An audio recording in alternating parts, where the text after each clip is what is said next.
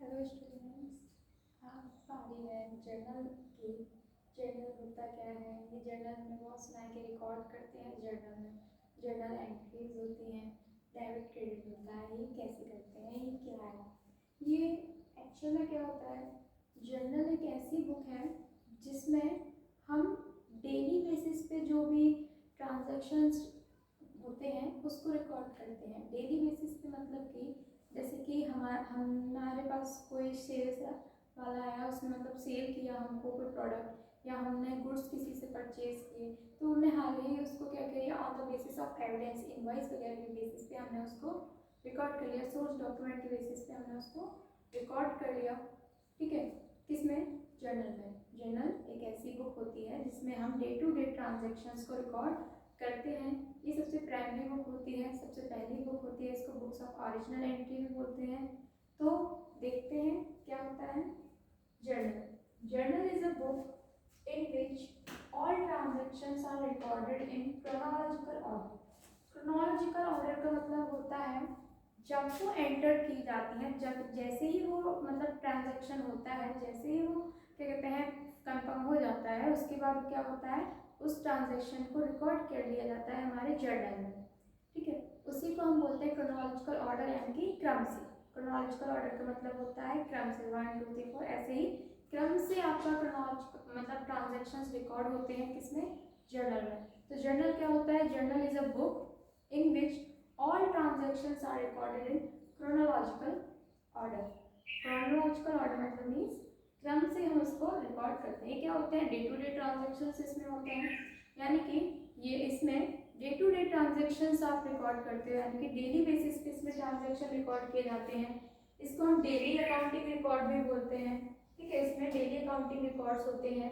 इसमें क्रेडिट और debit aspects of transaction double entry system को यूज करते हुए दोनों ही आते हैं, यानी कि इस जर्नल में डेबिट एस्पेक्ट भी आता है और क्रेडिट एस्पेक्ट भी होता है। ये किसको फॉलो करता है? डबल एंट्री सिस्टम को फॉलो करता है।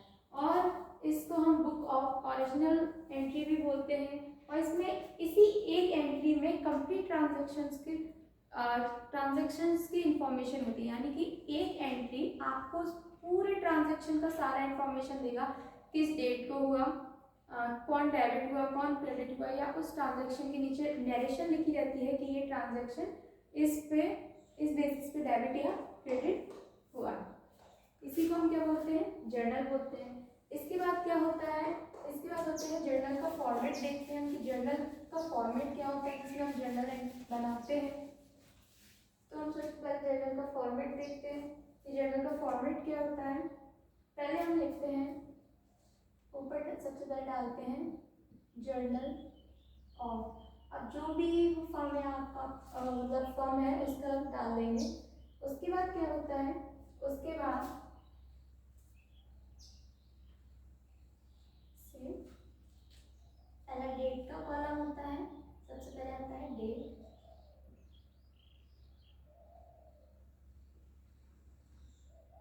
उसके बाद आता है आपका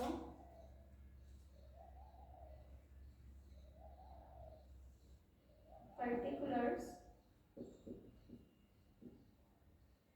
बाद आगे आता है पर्टिकुलर्स आता है। पर्टिकुलर्स में वो अकाउंट्स लिखे जाते हैं। तो सबसे पहला आता है आपका डेट, फिर आता है आपका पर्टिकुलर्स, उसके बाद आते हैं आपके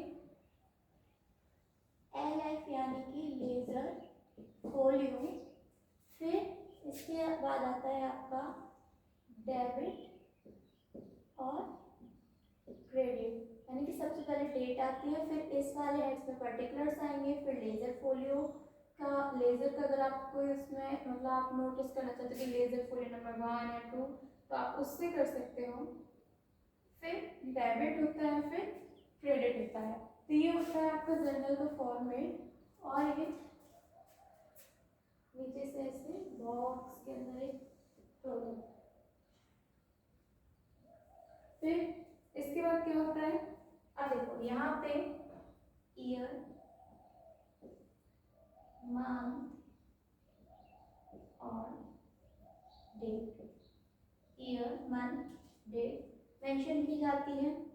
इसमें क्या किया जाता है? इसमें name of the name of the account जो डेबिट होता है, फिर वो नेम ऑफ द अकाउंट जो क्रेडिट हो रहा है टू द क्या कहते हैं, टू नेम ऑफ द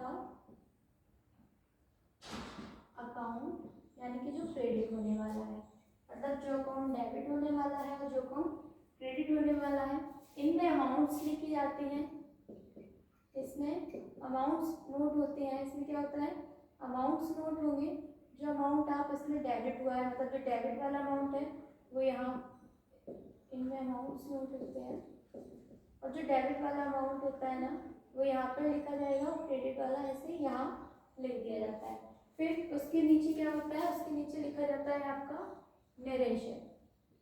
क्या होता है, नरेशन। इसको हम अगले पार्ट में देखेंगे भी कि क्या नरेशन कैसे बनते हैं, फिर हम इसको देखेंगे। फिर नीचे आता है सबसे ज़्यादा आपका ग्रांड टोटल। क्या आता है, ग्रांड टोटल, जो भी यहाँ पे लास्ट में टोटल हम करते हैं, यहाँ पे दोनों अमाउंट्स का हम क्या करते हैं, ग्रांड टोटल करते हैं। इसका डेबिट और क्रेडिट हमेशा सेम आता है, यानी कि टोटल इनका सेम होता है। पहला हमने देखा क्या लिखते हैं, पहला हम डेट, फिर देखेंगे हम पर्टिकुलर हमने लिखेंगे, फिर क्या लिखते हैं हम लेजर फोलियो, फिर हम डेबिट क्रेडिट, फिर हम क्रेडिट लिखते हैं। उसके बाद हम क्या कहाँ पे आ जाते हैं, उसके बाद हम आ जाते हैं ग्रांड टोटल पे। तो ये क्या होता है, ये जर्नल का फॉर्मेट है। इस क्या कहते हैं, इस वाले क्या कहते हैं, डेट का, पर्टिकुलर का, लेजर फोलियो, डेबिट क्रेडिट और ग्रांड टोटल, ये सब इसमें लिखा जाता है। और इसके लिए ही हम क्या पढ़ते हैं, जो हमने गोल्डन रूल्स पढ़े हैं, वो गोल्डन रूल्स ऑफ जर्नल भी हैं, यानी कि वो आपको मदद करेगी कि क्या आप जर्नल में डेबिट करोगे या क्या क्रेडिट करोगे। इसी के बेसिस पे आप लेज़र पोस्ट करते हो, इसी के बेसिस पे आप क्या कहते हैं लेज़र में पोस्टिंग करोगे कि कौन सा अकाउंट डेबिट हो रहा है, कौन सा अकाउंट क्रेडिट हो रहा है। यही आपका आज का टॉपिक था, जर्नल। Thank you.